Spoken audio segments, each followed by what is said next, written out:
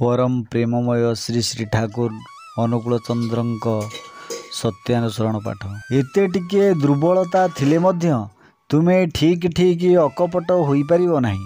आउ जेते दिन तुमर मनमोह एक न होउची सेते दिन तुमर मलिनता देहरे हाथ भी पड़िबो नाही। मनमोह एक होई गले आउ भितरे मैला जमी पारे नाही। गुप्त आवर्जना भाषारे भासी उठे। पाप जाई ता भितरे बसा बांधी पारे नाही। हटी जिबाटा बरं दुर्बलता नुहे किंतु चेष्टा न करिबा ही दुर्बलता।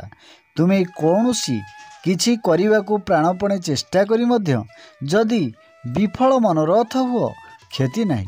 तुमे छाड़ नाही। एई अम्लान चेष्टा ही तुमको मुक्ति आड़कू नहीं जीवो। दुर्बल मन चिरकाल ही संदिग्ध। सेमाने कदापि निर्भर करि पारंती नहीं। विश्वास हराइछंती तेणु प्राण रुग्ण कुटिल इंद्रिय परवश होई पड़ती। सेमानंक निकटरे सारा जीवनटा ज्वालामय।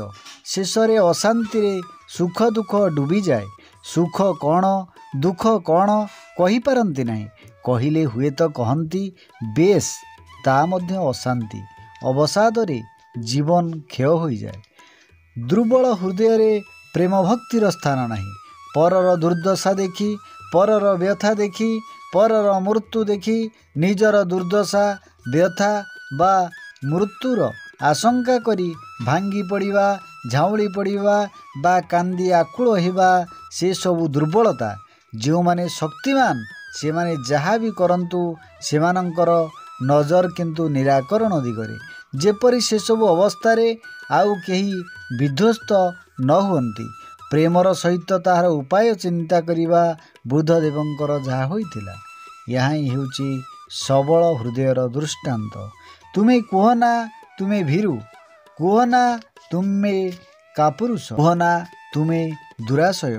पितांक आड़कू नजर कर आवेग भरे कुह हे पिता मु तुमरी संतान।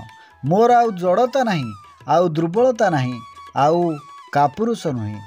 मु आउ तुमको भूली नरक आड़कू दौड़ी जीवी नहीं। आउ तुमर ज्योति आड़कू पछ करी अंधकार अंधकार बोली चित्कार करिबी नहीं।